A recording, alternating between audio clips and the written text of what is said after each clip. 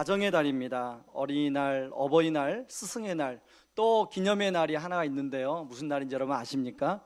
5월 21일 부부의 날입니다.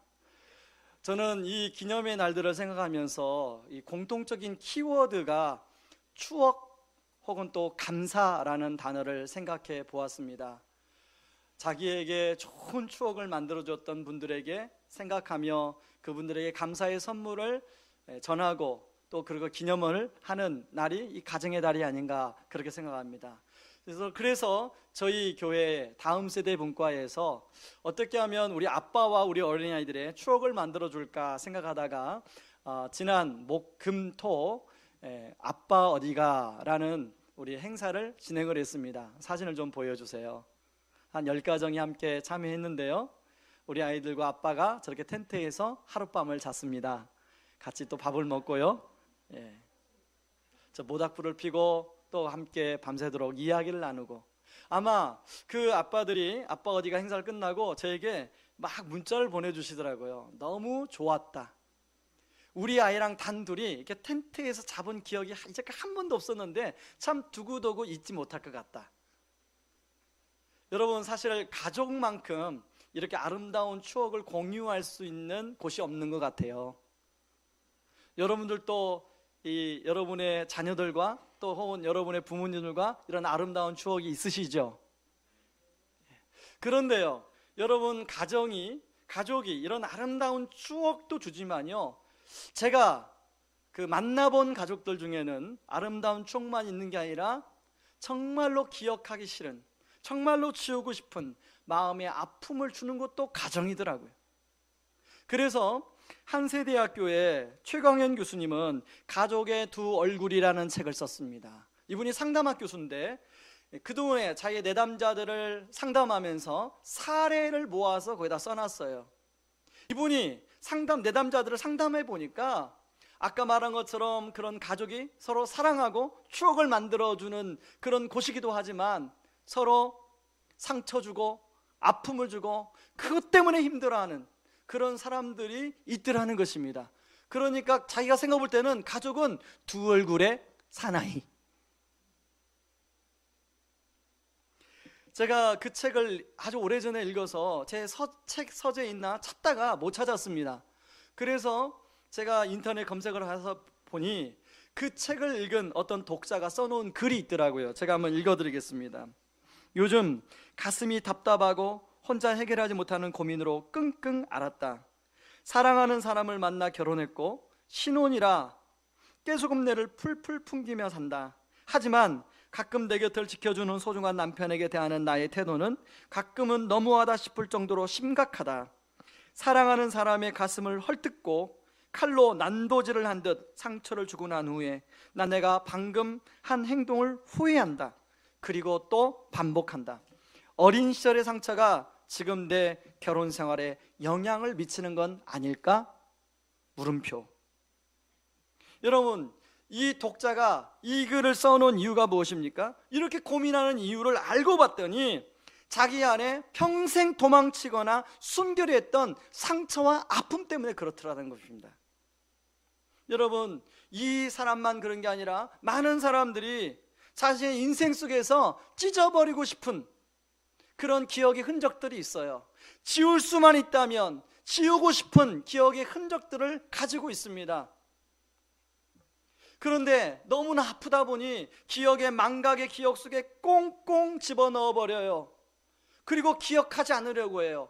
그러고 자기는 전혀 괜찮다고 생각하는데 막상 새로운 가정을 이제 이루고 보니 스물스물 그 상처가 올라와서 새로운 가정에 영향을 미치고 있더라는 거예요. 그리고 자기의 행복에 영향을 미치고 있더라는 것입니다. 저와 여러분들은 어떻습니까? 오늘 우리가 읽은 본문은 주인공이 유다입니다.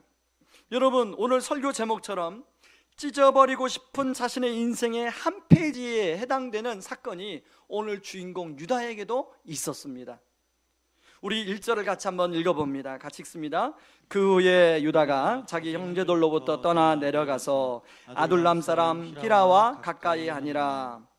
그 후가 언제인가 하면 바로 창세기 37장 후반부에 일어났던 요셉을 미디안 상인에게 팔고 난 후입니다. 야곱의 10명의 형제들은 똘똘 뭉쳐서 이제 아버지가 편애하는 요셉, 그 요셉만 사라지면 모든 가정에 평화가 올 줄 알았어요. 이제 아버지가 심부름 보낸 요셉이 다가오자 형제들을 모의합니다. 저 요셉을 죽여버리자. 저는 이 10명의 형제들이 얼마나 마음의 상처가 있었으면 자기 동생을 죽여버리자고 했을까요? 근데 그때 야, 우리 동생 죽이기보다는 저 미디안 상인에게 팔아버리자. 그리고 미디안 상인에 팔아버립니다. 근데 그 미디안 상인에 팔아버리자고 제안했던 사람이 누구냐면 유다였어요. 그게 37장 26절 27절이 나옵니다. 읽어봅니다. 유다가 자기 형제에게 이르되 우리가 우리 동생을 죽이고 그의 피를 덮어둔들 무엇이 유익할까? 자, 그를 이스마엘 사람들에게 팔고 그에게 우리 손을 대지 말자. 그는 우리의 동생이요 우리의 혈육이니라 하며 그의 형제들이 청종하였더라. 유다의 말은 우리의 동생이고 혈육이니까 죽이지 말고 팔아버리자. 여러분, 아무리 좀 동생이 미운 짓을 했을지라도 어떻게 이럴 수 있습니까? 근데 그 말을 누가 들었을까요? 바로 요셉이 그 말을 들었어요. 여러분, 그 말을 들은 요셉은 아마 그 유다가 한 말이 평생 가슴에 상처로 남았을 거예요.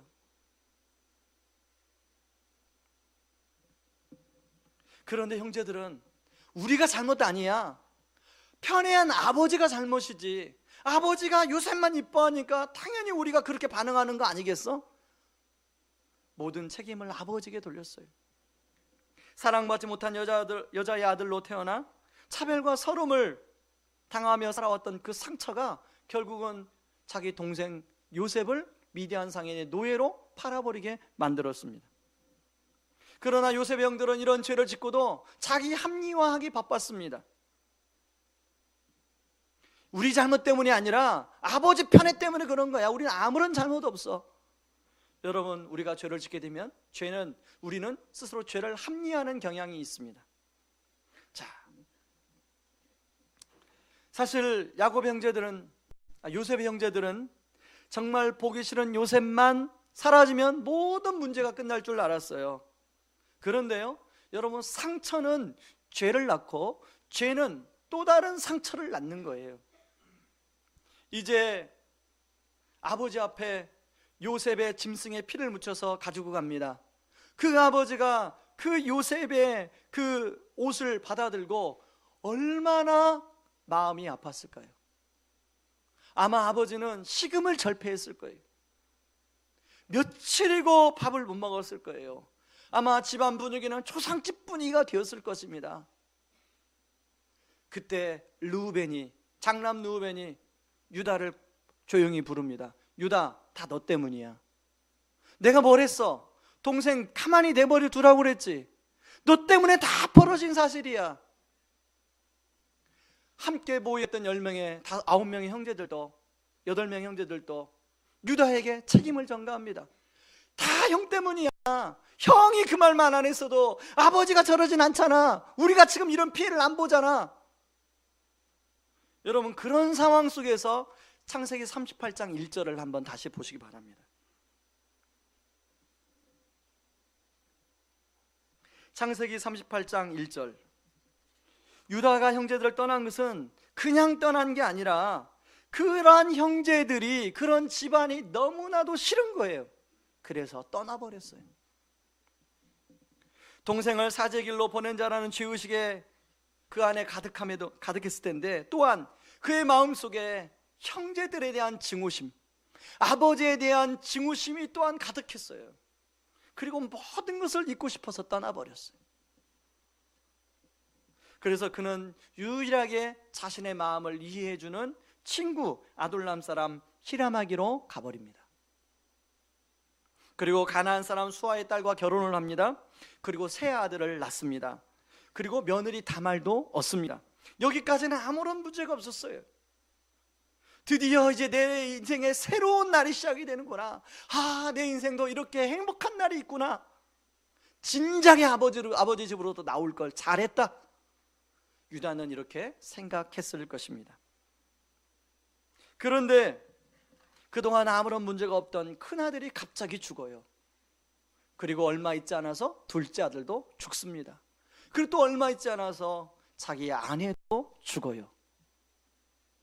여러분, 저는 남자로서 유다의 입장에서 인생을 생각해 봤어요. 그 인생이 얼마나 힘들었을까? 얼마나 마음이 아프고 괴로웠을까?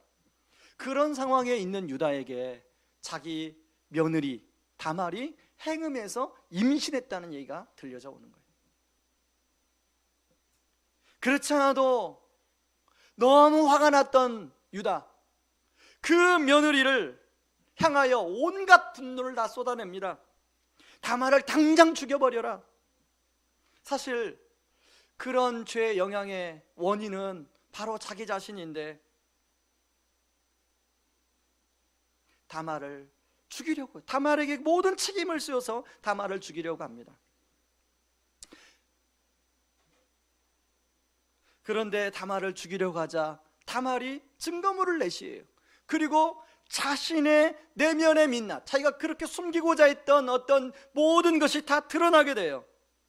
그래서 오후 5시에 온 사람이란 책을 쓴 송병주 목사님은 이 내용을 다루면서 오늘 설교 제목을 소제목으로 삼았어요. 찢어버리고 싶은 인생 한 페이지. 여러분, 유다에게는 이런 기억들이 찢어버리고 싶은 인생의 한 페이지였을 것입니다. 지울 수만 있다면 지우개로 지워버리고 싶은 인생의 한 토막이었을 거예요. 동생을 노예로 팔아버린 사건, 그로 인해서 아버지와 형제들과의 분열된 사건, 그리고 두 아들의 죽음과 아내의 죽음, 세상 방식으로 보아도 정말 해서는 안 되는 근신상간의 죄까지 지었으니 어떻게 유다가 그게 제정신이겠습니까? 그런데요, 놀라운 것은 의외로 이런 찢어버리고 싶은 인생의 한 자락을 가지고 살아가는 사람들이 의외로 많습니다. 지우개로 지울 수만 있다면 쓱쓱 지워버리고 싶은 인생의 한 토막을 가지고 살아가는 사람들이 의외로 많아요. 여기서 말씀을 전하는 저 역시도 한동안 제 인생에 정말로 이 부분은 없었으면 좋겠다, 지울 수만 있으면 지워버리고 싶다, 그런 것 때문에 상당히 오랫동안 고통스러워했습니다. 사실 유다의 인생은 그렇다 할지라도요, 여러분, 그런 내용을 성경에 기록해 놓는 하나님도 참 이해할 수가 없어요. 여러분, 성경하면 여러분이 어떻게 생각합니까? 성경을 영어로 뭐죠? 홀리 바이블이에요. 그러면 이게 거룩한 경전, 거룩한 경전, 이게 아닙니까 성경? 이 거룩한 경전인 성경에 이런 지저분한 이야기, 이런 인간의 가장 밑바닥에 있는 이런 이야기를 써놓는 거 이해가 되십니까? 그리고요, 문맥적으로 창세기 38장을 빼도 37장, 39장은 너무 자연스럽게 연결이 되어요. 저 역시도 예전에 성경을 읽을 때 창세기 38장은 좀 없었으면 좋겠다, 왜 그걸 기록해놨지? 그런 생각을 많이 하게 되었습니다. 자, 그런 인생을 살았던 유다인데요, 여러분, 창세기 49장을 한번 보시기 바랍니다. 창세기 49장은요, 성경책을 넘겨보세요. 창세기 49장은요, 이제 야곱이 죽기 전에 자기 아들들 12아들들을 모아놓고 축복해주고 있어요. 12명의 아들과 이제 손자들에게 축복해주고 있는 12명의 아들들에게 축복해주는 내용이 나오는데요, 그 중에 가장 축복 기도문이 긴 사람이 두 사람이에요. 우리가 2주 전에 살펴봤던 요셉, 그리고 바로 오늘 살펴볼 유다. 총 5절에 걸쳐서 할애를 하고 있습니다. 여러분, 야곱에게 가장 미운 아들은 누구였을까요? 유다죠. 그런데 어떻게 야곱이 그렇게 유다를 요셉과 동일하게 축복해 줄 수가 있나요? 아니요. 여러분, 축복 기도문을 보세요. 베냐민 같은 경우는 실수를 했잖아요. 자기 첩을 건드렸잖아요. 그래서 르우벤 같은 경우는 누벤에게 뭐라고 축복 기도해 주냐면 3절 4절에 보면 누벤아 너는 내 장자요 내 능력이요 내 기력이 시작이라 위풍이 월등하고 권능이 탁월하다마는 물이 끓음 같았은즉 너는 탁월하지 못하리니 내가 아버지의 침상에 올라 더럽혔음이로다 그가 내 침상에 올랐었도다. 그런데 유다를 축복해주는 축복 기도를 보세요. 8절부터 우리 12절입니다. 같이 한번 읽어봅니다. 유다야 너는 내 형제의 찬송이 될지라 내 손이 내 원수의 목을 잡을 것이요 내 아버지의 아들들이 내 앞에 절하리로다. 유다는 사자 새끼로다. 내 아들아 너는 움킨 것을 찢고 올라갔도다. 그가 엎드리고 웅크림이 수사자 같고 암사자 같으니 누가 그를 범할 수 있으랴. 규가 유다를 떠나지 아니하며 통치자의 지팡이가 그 발 사이에서 떠나지 아니하기를 실로가 오시까지 이르리니 그에게 모든 백성이 복종하리로다. 그의 나귀를 포도나무에 매며 그의 암나귀 새끼를 아름다운 포도나무에 맬 것이며 또 그 옷을 포도주에 빨며 그의 복장을 포도즙에 빨리로다. 그의 눈은 포도주로 인하여 붉겠고 그의 이는 우유로 말미암아 희리로다. 특히 10절에 나오는 축복, 규가 유다를 떠나지 아니하며 통치자의 지팡이가 그 발 사이에서 떠나지 아니하기를 실로가 오시기까지 하리라. 이 실로는 예수님을 말합니다. 다시 말해서 왕들이 누구로부터 나오냐면 유다로부터 나온다는 거예요. 실제로 이스라엘의 남유다, 이스라엘 대표하는 남유다의 왕들은 다윗도 유다 지파 사람이에요. 유다로부터 모든 왕들이 나왔고 그 왕이 누구로부터 이어지냐면 예수 그리스도에게로 이어져요. 여러분 그 성경을 마태복음 1장 1절 3절 16절에 보면 나와 있습니다. 자, 예수님 메시아가 이 유다 지파로부터 나오는데요. 아브라함과 다윗의 자손 예수 그리스도의 계보라. 유다는 다말에게서 베레스와 세레를 낳고 베레스는 헤스론을 낳고 헤스론을 람을 낳고 야곱은 마리아의 남편 요셉을 낳았으니 마리아에게서 그리스도라 칭하는 예수가 나시니라. 만약에 여러분이 하나님이라면 요셉 자손에서 메시아가 태어나도록 하겠습니까? 아니면 유다 자손에서 메시아가 태어나도록 하겠습니까? 왜? 모든 사람이 이왕이면 요셉 자손, 총리를 했던 요셉 자손에서 좋은 가문에서 메시아가 나와야 되지 않나 이런 생각을 하게 됩니다. 그런데요, 하나님의 구원 계획은 그렇지 않아요. 하나님 계획은 유다 지파를 통하여 메시아가 나왔어요. 자, 우리가 생각해보면 정말로 인생의 밑바닥, 인간으로서는 정말로 지어서는 안 되는 그런 죄악까지 지었던 유다를 왜 이렇게 야곱은 축복해주고 또 예수님은 그 지파를 통해서 태어나고 있는가? 사실 우리가 힘들어하는 것이 무엇입니까? 찢어버리고 싶은 인생의 한 페이지가 자꾸 나를 현재도 괴롭히는 것 때문에 힘든 거예요. 기억의 망각 속에 묻어뒀는데 스물스물 올라와가지고 지금 그것이 나와 남편하고 나와 우리 자녀들에게 자꾸 영향을 미치고 나와 다른 사람들에게 자꾸 영향을 미치는 것 때문에 힘들어하는 거예요.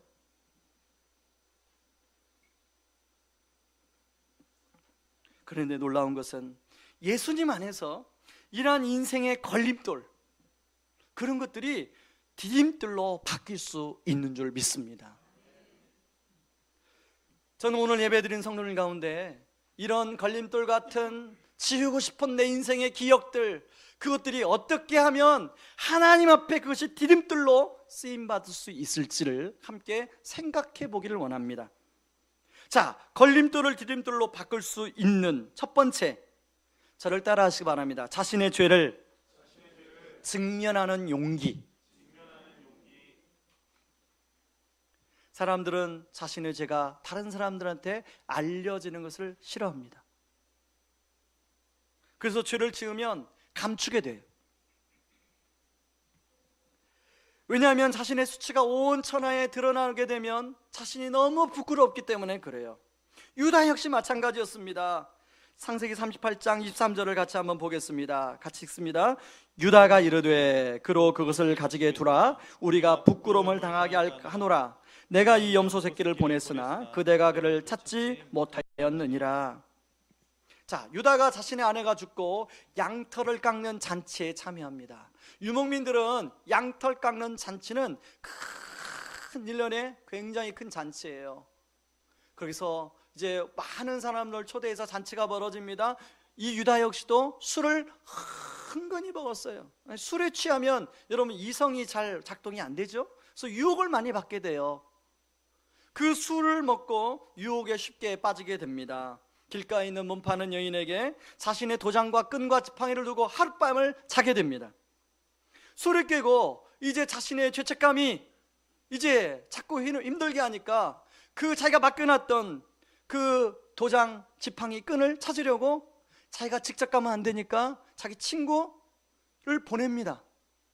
근데 그 친구가 아무리 찾아도 사람을 찾을 수가 없어요. 그 찾을 수 없다고 하니까 바로 오늘 23절이 유다가 한 말이에요. 가만둬라. 괜히 그 사람 찾다가 내 부끄러움이 많은 사람 앞에 드러날까 두렵노라. 여러분, 많은 사람들은 죄를 지면요 숨기고 싶어요. 누구한테 알리고 싶지 않아요. 그래서 여러분, 남편이나 아내가 가끔씩 부부싸움 할 때가 뭡니까? 아내가 직구를 던지니까 부부싸움 하는 거 아닙니까? 아내는 과거에 내가 한 일을 다 알고 있거든요. 또 남편은 과거에 내가 한 일을 다 알고 있어요. 그래서 부부 직구를 던져요. 이게 좀 이렇게 커브를 던지고 좀 이렇게 돌려서 던져야 되는데 그냥 직구를 던지니까 죄가 드러나잖아요. 아프니까 갈등을 하고 싸움을 하는 거예요. 여러분, 많은 사람들, 유다만 그런 게 아니에요. 많은 사람들은 죄를 지면 숨기고 싶어요. 직면하지 않아요. 회피합니다. 근데 또 하나, 죄를 짓게 되면 나타나는 현상이 뭐냐면요, 다른 사람에게 자꾸 책임을 전가하는 현상이 나타나요. 오늘 본문의 유다가 그대로 나타나는데요, 이제 자신의 죄를 짓고 자신의 죄를 숨기면서 나름대로 살았어요. 이제 동생 요셉을 팔아버리고 그리고 형제들하고 그렇게 떠나서 이제 뭔가 새로운 인생, 모든 과거의 기억 속에 다 묻어놓고 살 줄 알았어요. 그런데요, 문득문득 유다 안에는 양심이라는 게 작동을 하는 거예요. 자기의 죄로 인해서 괴로운 시간들이 있었어요. 그런 시간들이 있는데 그런 시간 속에서 며느리 다말이 행음해서 임신했다는 얘기가 들려지는 거예요. 여러분, 유다가 어떤 반응을 보입니까? 임신 중인 여인을 끌어와서 당장 불에 태워 죽여버려라. 여러분, 이게 어떻게, 아무리 좀 잘못했다 할지라도 그 임신 중인데 어떻게 그럴 수 있습니까? 쉬운 성경이 이 부분을 조금 더 실감나게 기록하고 있는데요, 38장 24절 스크린에 비춥니다. 같이 읽습니다. 3달쯤 뒤에 어떤 사람이 유다에게 말했습니다. 당신의 며느리 다말이 창녀와 같은 짓을 했소. 지금 그 여자는 임신 중이요. 그러자 유다가 말했습니다. 그 애를 끌어내어 태워 죽여버려라. 이게 지금 시아버지가 며느리에게 할 말입니까? 이 유다가 이런 말을 할까지는 그 안에 분노가 가득 차 있는 거예요. 모든 책임을 누구한테 돌리고 싶어요? 며느리. 유다가 생각하기에는 다말과 결혼한까지는 그래도 자기 인생이 괜찮은 인생이었어요. 그런데 다말이 며느리를 들으면서 큰아들이 죽고 둘째 아들이 죽고 자기 아내가 죽고 모든 책임이 누구한테 있어요? 며느리. 그런데 아까도 말한 것처럼 순간순간마다 그런 열매, 그런 삶의 열매들이 과거에 내가 지은 죄 때문에일 수도 있어 라는 말이 유다의 마음을 힘들게 했을 거예요. 그런데 유다는 그런 모든 양심에서 들려오는 소리까지를 다 포함해서 누구한테 쏟아내냐면 며느리 다말에게 쏟아내고 있더라는 것입니다.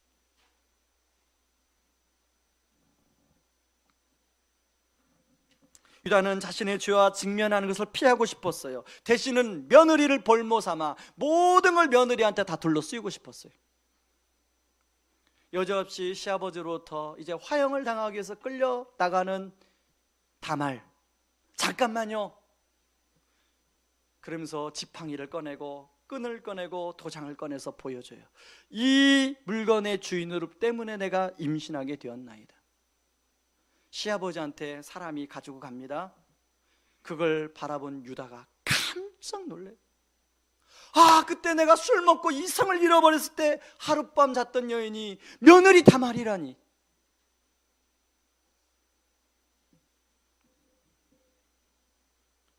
이것을 본 유다가 정말 기가 막힌 거예요. 며느리가 제시했던 그 물건의 주인이 다름 아닌 자기예요. 그래서 유다는 이렇게 고백합니다. 38장 26절 같이 읽습니다. 유다가 그것들을 알아보고 이르되 그는 나보다 옳도다. 내가 그를 내 아들 셀라에게 주지 아니하였음이로다 하고 다시는 그를 가까이 하지 아니하였더라. 형사 취소혼 제도가 있었어요. 그 당시는 큰아들이 죽으면 둘째 아들에게 결혼시켜서 큰아들의 자손을 잇게 했어요. 이 둘째 아들이 죽으면 셋째 아들과 결혼시켜서 자손을 잇게 하는 제도였어요. 그런데 셋째 셀라가 장성했음에도 불구하고 혹시 셀라도 죽을까봐 셀라에게 결혼 안 시켰어요. 그런데 그 당시에 여인들은 자기가 아이를 이어 그 집안에 시집을 갔으면 그 집안에 자손을 잇는 것이 그 사람의 삶의 정체성이에요. 반드시 하나님 앞에서 그걸 해야 돼요. 그러니까 시아버지 유다가 그런 기회를 주지 않으니까 며느리 다말은 나름대로 머리를 쓴 거예요. 시아버지 씨라도 받아야겠다. 그러니까 유다가 그것을 알고 뭐라고 얘기해요? 그는 나보다 옳도다. 네가 한 행동이 나보다 훨씬 옳도다. 이건 그냥 단순히 이 행위만을 가리키는 게 아니에요. 그동안에 내가 모든 내 안에 양심이 내 안에 이 책찍질할 때마다 내가 다 그 죄를 숨겼었는데 이제까지 정말로 내가 모든 것이 내 잘못이구나. 성령님은 이 다말을 통해서 유다의 죄를 직면하게 하시는 거예요. 여러분, 사실 유다가요 이 증거물을 보고 얼마든지 발뺌할 수 있어요. 얼마든지 변명할 수 있어요. 여러분, 오늘날 우리 요즘에 정치인들 보면 뻔한 거짓말인데, 우리가 볼 때도 뻔한 거짓말인데 막 스스럼 없이 말할 때가 많잖아요. 유다도 그럴 수가 있어요. 여러분, 우리가 이렇게 죄를 회피할 때가 얼마나 많습니까? 너무나 뻔한데 죄를 막 회피해요. 특별히 남자들이요, 잘 들으십시오. 죄를 회피하지 마시기 바랍니다. 여자들이 모를 줄 알지만 다 알아요. 뻔한 거짓말인데. 그런데요, 마찬가지예요. 아내들이요, 감정 속에 여러분의 죄를 숨기지 마십시오. 성령님은 다 아십니다. 남편은 모를지라도 남편은 둔해서 잘 몰라요. 그런데 우리 성령 하나님은 그 감정 속에 숨어있는 죄 다 압니다.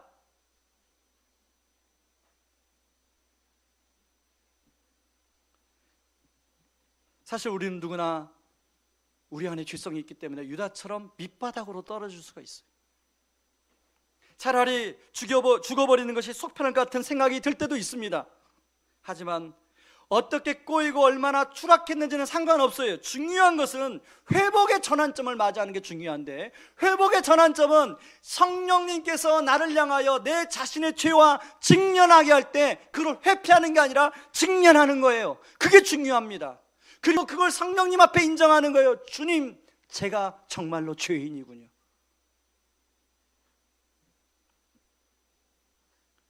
어떤 인생의 자리에 있다 할지라도 하나님을 기억하고 자신의 죄인임을 고백하고 그 죄악의 흐름을 뒤집는 인생의 전환점을 맞이하는 사람들은 하나님이 다시 붙들어서 사용하는 줄 믿습니다. 성경의 전후 문맥상으로 보면요, 유다는 이 사건 이후로 그렇게 싫었던 아버지와 형제들이 사는 집으로 들어갑니다. 여러분, 과연 유다가 아버지와 형제들에게 사랑을 받았을까요? 환영을 받았을까요? 환영받지 못했어요. 아마 형제들은 그 빈손으로 오는 유다를 바라보면서 참 잘됐다, 그렇게 사는 걸 보니 그럴 줄 알았어, 이런 관점으로 형제들이 수군되지 않았을까요? 유다가 그런 모욕과 그런 형제들의 소리를, 그 수군거림을 들으면서 유다는 그걸 회피하지 않았어요. 그 소리를 다 들었어요. 여러분, 하나님이 은혜를 공급해 주시면요, 하나님이 그 은혜의 보좌 앞에 나가 하나님 부어주신 은혜를 경험하게 되면 어떤 주변의 사람들이 아무리 오해하고 아무리 수군거릴지라도 그 말에 영향을 받지 않습니다. 당당한 거예요. 왜? 하나님이 인정해 주시고 하나님이 용서해 주심을 경험했으니 당당한 거예요. 유다 안에 이런 당당함이 있는 거예요. 그리고 그런 은혜를 경험하게 되면 이제 거기에서 새로운 시작을 하나님이 하신다는 걸 유다가 알았어요. 그래서 아버지와 형제들 집으로 들어간 거예요. 사실 거룩한 성경에 이 창세기 38장 너무 가슴 아프고 지저분한 이야기를 기록한 이유가 무엇일까요? 저 같았으면 찢어버렸을 거예요. 근데 성령님은 그걸 기록하신 이유가 무엇일까요? 바로 유다처럼 인생의 나락에 떨어진 사람들을 다시금 붙들기를 원하시는 하나님의 마음이 여기에 담겨져 있습니다. 그들에게 어떻게 하면 다시금 은혜 앞에, 다시금 복음 앞에, 다시금 십자가 앞에 나올 수 있는지를 창세기 38장은 보여주고 있는 거예요. 저는 오늘 예배드리는 여러분들에게 바로 오늘 창세기 38장의 유다의 모습을 보시고 다시금 십자가 앞에 여러분의 죄를 직면하고 은혜 앞에 나오기를 주의 이름으로 축원합니다. 여러분, 어떻게 하면 걸림돌을 디딤돌로 바꿀 수 있을까요? 둘째는 헤세드의 삶을 살 때 가능합니다.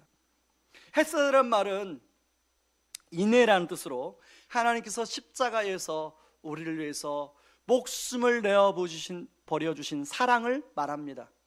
그런데 이 헤세드라는 단어는 신약적인 용어가 아니에요.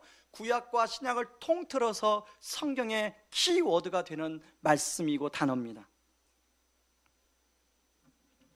앞에서 말씀드린 대로 유다는 하나님 앞에서 그 죄를 직면하기 시작해요. 그리고 자신이 철저한 죄인이라는 인식을 해요. 철저한 죄인이라고 인식을 하는 순간 하나님이 자기를 위해서 구원해 준 그 구원의 은혜, 죄인이면 당연히 벌을 받음에도 불구하고 벌하지 않고 용서해 주신 하나님의 은혜가 너무너무 크게 다가와요. 그리고 그 다음에 내가 그러면 그 은혜를 받았으니 내가 그 은혜를 갚으며 살아야겠다고 하는 그런 마음의 변화가 오기 시작합니다. 저는 2004년도 봄을 잊을 수가 없습니다. 2004년도 봄에 교회에서 기도를 하고 있었어요. 기도를 하고 있는데 갑자기 성령님께서 저에게 물으시는 겁니다. 내 동생이 말을 더듬는데 너 그것을 아니? 사실 제 동생은 6살 때 저희 집에 들어와서 살기 시작했어요. 이복 동생입니다. 같이 살기 시작해서 제 동생은 그때부터 말을 더듬었다고 저는 생각을 했어요. 지금도 말을 더듬습니다. 제 동생이. 제가 아는데요. 그랬더니 그 다음에 성령님이 제 안에 말씀하는 거예요. 그런데 그게 너 때문인 건 너 아니? 저는 제 동생이 말을 더듬는 걸 알고 있었지만 저 때문이란 걸 한 번도 생각해 보지 않았어요. 2004년도면요, 제가 목사 안수를 받고 수원교회에서 사역을 하고 분당 우리 교회에 처음 부임했던 해예요. 나름대로 목사의 이제 직위를 가지고 그렇게 신앙생활을 했을 때예요. 그 전까지만 해도 저는 죄인이라는 사실을 알고 있었습니다. 그러나 머리로 알고 있었죠. 저는요, 아버지 때문에 어머니가 고생하는 걸 봤기 때문에 저라도 어머니를 고생시키지 않아야겠다고 생각했던 범생입니다. 좀 그렇게 생겼죠? 네? 그래서 저는요, 죄인이라는 말을 들으면 잘 이렇게 안 다가왔어요. 왜? 어머니가 해주신 말대로 잘 순종하고 살았기 때문에, 한 번도 어떤 선을 벗어나 본 경험이 없기 때문에. 그런데 그때 성령님의 지적 앞에 제가 엉엉 울 수밖에 없었어요. 그렇군요, 제가 죄인이군요. 찬송가 138장에 나와 있는 이 벌레만도 못한 죄인이 바로 저군요. 한참 울었어요. 그런데 갑자기 또 하나의 생각이 떠오르는 거예요. 이런 제가 죽을 수밖에 없는 죄인인데, 제가 울 펑펑 울면서요, 동생을 그렇게 제가 구박했던 장면이 떠오르기 시작하고요. 저는 다 잊은 줄 알았어요. 그런 장면들이 막 떠오르기 시작하는 거예요. 그리고 동생 6살 때로 제가 돌아갔어요. 마치 제가 동생 입장에서 그 얘기를 듣는 제 모습이 떠오르는 거예요. 얼마나 얘가 힘들었을까.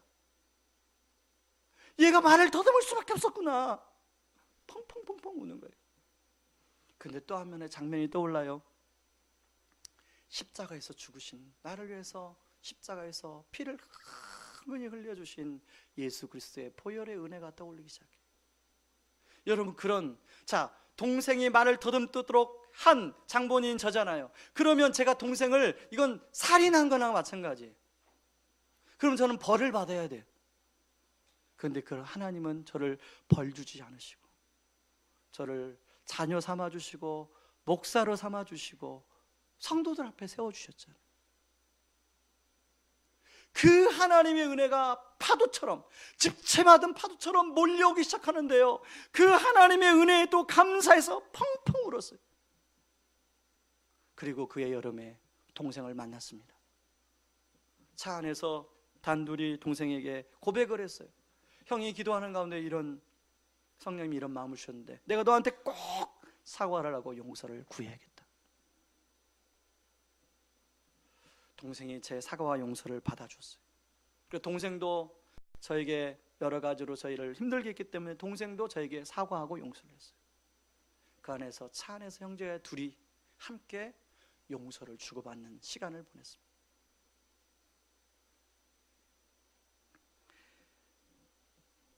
이러한 은혜를 경험하게 되면요, 여러분, 그 다음 적으로 자연적으로 드는 마음이 뭐냐면, 이제는 어떻게 하면 그 은혜를 갚으며 살까, 이런 마음이 들어요. 그래서 창세기 44장 33절에서 유다가 요셉 앞에서 고백하는 고백을 보면 그것이 녹아져 있음을 알 수가 있습니다. 같이 한번 33절 말씀을 읽어볼까요? 이제 주의 종으로 그 아이를 대신하여 머물러 있어 내 주의 종이 되게 하시고 그 아이는 그의 형제들과 함께 올려 보내소서. 이 말을 한 배경은 이렇습니다. 이제 요셉이 자기는 나름대로 이제 하나님 앞에서 변화되고 치유되고 어느 정도 마음의 정리가 되었는데, 용서가 되려면 형제들이 그 준비가 되어 있는지를 테스트를 해봐야 돼요. 그래서 그 테스트를 할 목적으로 동생 베냐민을 데리고 오라 해서 베냐민을 벌모로 삼아요. 형제들이 어떻게 반응하나 보려고. 다른 형제들은 아무런 반응을 안 해요. 근데 그 반응하는 형제가 누구예요? 유다만 반응을 해요. 내가 베냐민 대신에 내가 노예가 되겠습니다. 여러분, 노예로 그 요셉을 판 사람이 누구예요? 유다예요. 그랬던 유다가 이제 자기가 노예가 되겠습니다라고 고백하고 있는 거예요. 그 얘기를 들은 요셉의 마음이 어땠을까요? 요셉이 남아있는 이 응어리가 좀 남아있을 텐데, 그 응어리가 그 말 한마디에, 우리 형이 나만 그동안에 하나님의 은혜를 받은 게 아니라 우리 형 위에도 하나님이 일하셨구나. 요셉의 마지막이 치유가 되기 시작한 거예요. 여러분, 이 배경을 좀 살펴볼 필요가 있습니다. 여러분, 창세기 44장 30절을 보시면 유다가 이렇게 고백합니다. 아버지의 생명과 아이의 생명이 서로 하나로 묶여 있거늘 이제 내가 주의 종 우리 아버지에게 들어갈 때 아이가 우리와 함께 가지 아니하면 아버지가 아이의 없음을 보고 죽으리니 이같이 되면 종들이 주의 종 우리 아버지가 흰머리로 슬퍼하며 스울로 내려가게 함이니이다. 여기 아버지의 생명과 아이의 생명이 서로 하나로 묶여 있거늘, 이 단어 보세요. 여러분, 유다는 자기 큰아들이 죽고 자기 큰아들이 죽으면서 아버지의 생명과 아이의 생명이 서로 묶여 있는 것이 무엇인지를 경험했어요. 보통 부모가 자식을 먼저 떠나보내면 가슴에 묻는다고 하잖아요. 예전에는 모든 것이 아버지 야곱의 잘못이었어요. 모든 것이 야곱 아버지에게 그 책임을 전가했어요. 그런데 이제 자기가 자기 두 아들을 잃어보니까 자식 잃은 아버지의 슬픔이 어떤 것인지를 알게 되었어요. 그리고 그 아버지의 마음을 이해하고 이제 자기 자신이 아버지 대신에 노예가 되겠다고 고백하고 있는 거예요.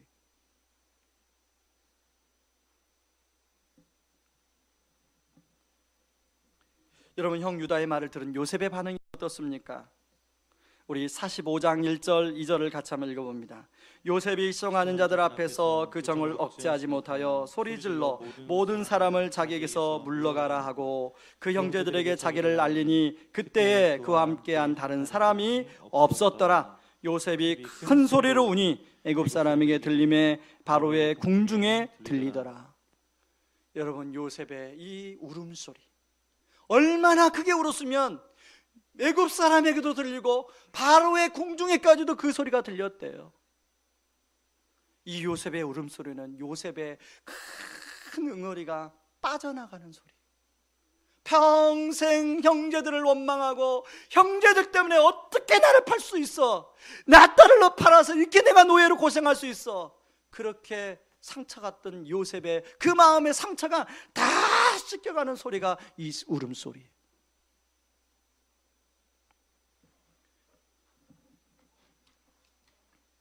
이것이 어떻게 가능했습니까?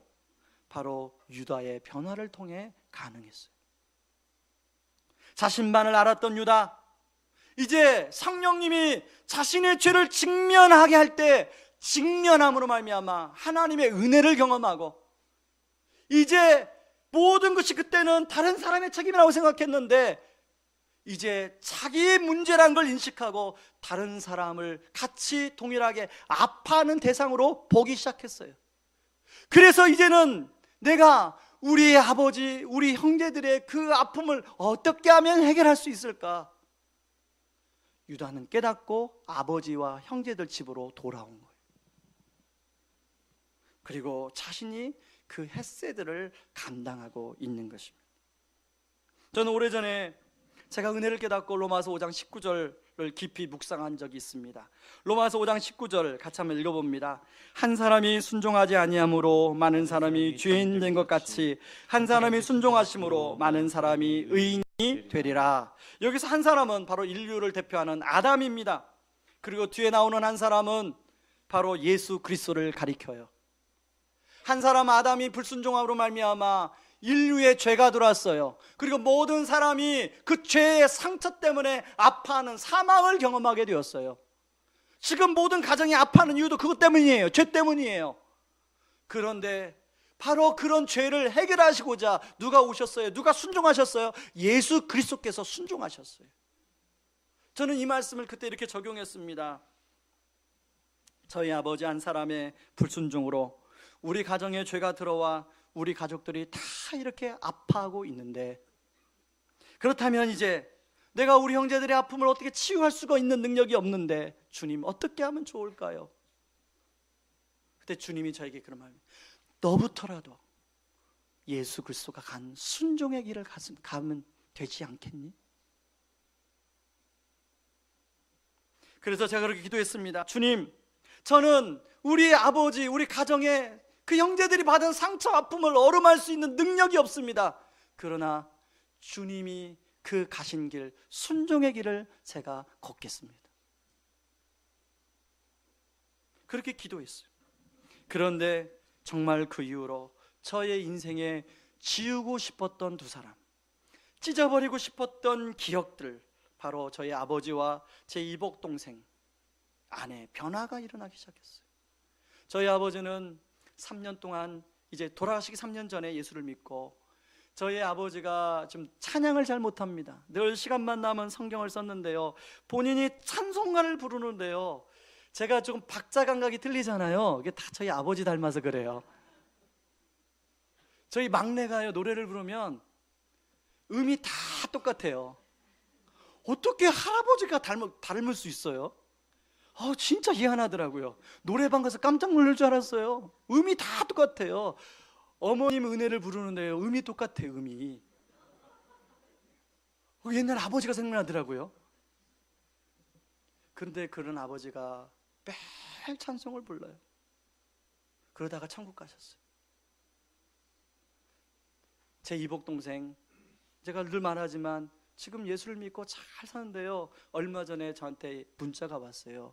지금 이제 다니고 있던 직장이 이전을 하고 폐업을 하는 가운데 새로 직장을 옮겨야 되는데 좀 이렇게 근무 그 조건이 좋은, 이제 급료가 좋은, 임금이 좋은 그런 직장에서 오퍼가 왔대요. 그리고 왜 고민하니? 그랬더니 제 동생이 지금 섬기는 교회에서 순장을 하는데 토요일날 저녁 다락방 순장을 해요. 근데 토요일날 저녁까지 일을 해야 되는 거예요. 그 조건이. 형, 내가 사실은 이것 때문에 고민하고 있어요. 형 좀 기도해 주세요. 여러분, 지금 제 동생은 기도의 동역자가 되었습니다.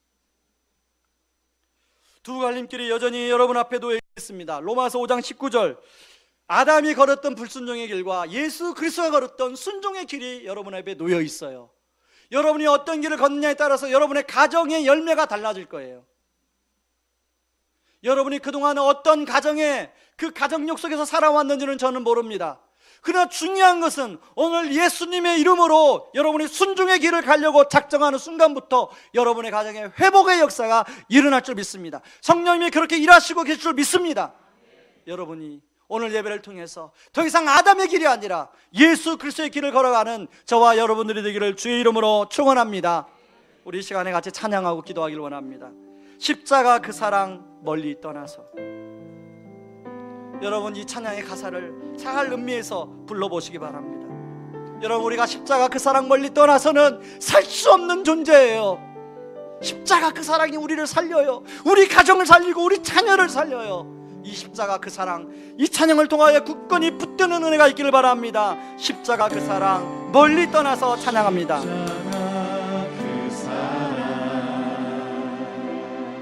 멀리 떠나서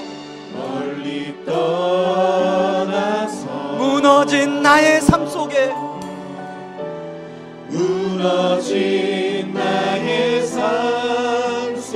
잊혀진 주네 돌 같은 내 마음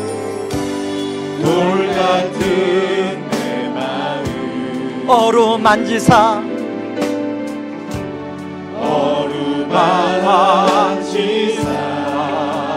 다시 일으켜 세우신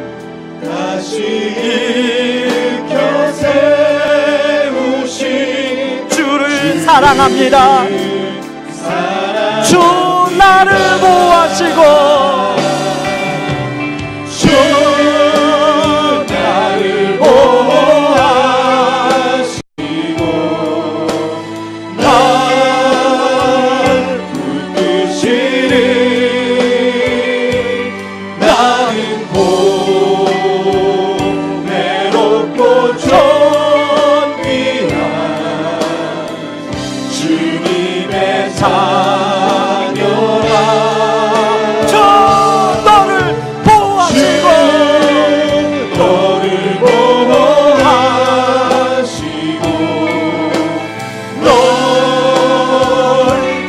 붙드시니 너는 고매롭고 존귀한 주의 지나간 일들을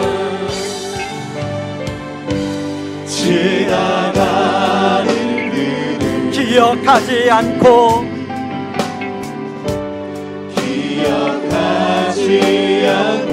이전에 행한 모든 일 생각지 않는 분이 우리 하나님이십니다.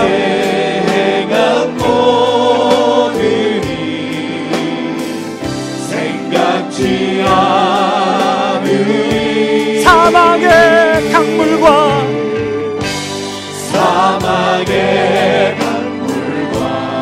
길을 내시는 하나님이 우리 하나님이세요. 길을 내시는 주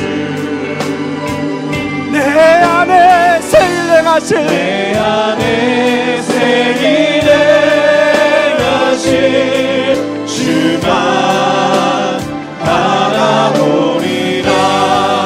저 나를 보아주시고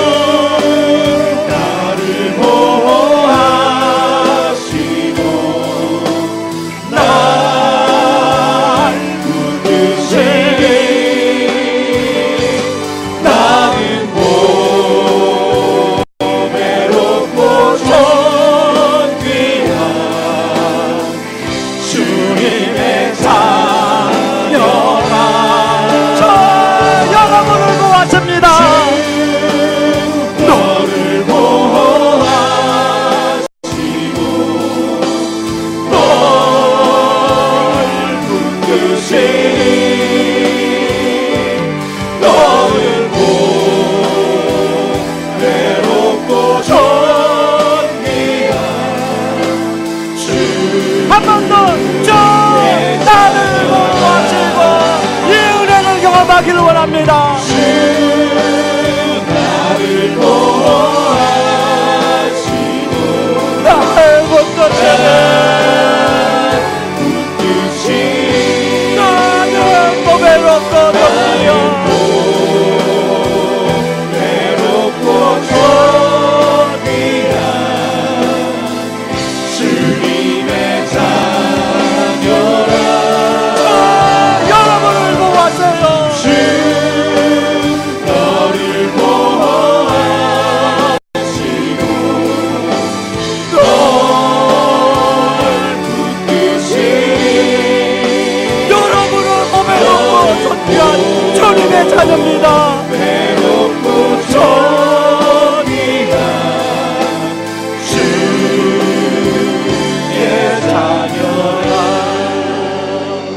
하나님 아버지, 그렇습니다. 우리가 보배롭고 존귀한 자녀에게 주님은 여전히 지금도 우리를 보호하시기를 원하십니다. 여전히 우리 가정을 보호하기를 원하시고 여전히 우리 자녀를 보호하기를 원하십니다. 하나님, 오래전에 제가 로마서 5장 19절 말씀을 묵상하며 결단했던 것처럼, 그 이후로 하나님께서 우리 가정을 보호해 주신 것처럼 하나님 이 시간에 간절히 기도합니다. 우리 성도님들의 가정을 보호하여 주시옵소서. 우리 성도님들의 자녀들을 보호하여 주시옵소서. 더 이상 죄가 사망의 관세 가운데 끌어가지 않게 하여 주시고 서로서로 상처 주며 살지 않게 하여 주시고 하나님 회복의 역사를 일으켜 주시옵소서. 하나님 그 일을 위하여 더 이상 아담의 길이 아니라 예수 그리스도의 길로 살아갈 수 있는 은혜를 우리 성도님들에게 허락하여 주시옵소서. 그 은혜가 오늘 예배 가운데 임할 줄 믿습니다. 이 은혜가 아버지 하나님 우리 성도님 삶 가운데 함께하여 줄 믿습니다. 지금은 우리를 죄에서 구원하시기 위해 자신을 친히 십자가에 내어주신 그 크신 우리 주 그리스도의 은혜와 아들을 내어주면서까지 우리를 사랑하신 하나님의 다음없는 사랑하심과 지금도 우리를 위하여 친히 기도해 주시고 동행하여 주시는 성령님의 은혜가 자신의 죄를 직면하며 은혜의 자리에 나아가고 그 은혜를 갚는 헤세드의 삶을 살기 원하는 모든 성도님들의 삶 위에 이제로부터 영원까지 항상 함께하기를 주의 이름으로 축원하옵나이다. 아멘.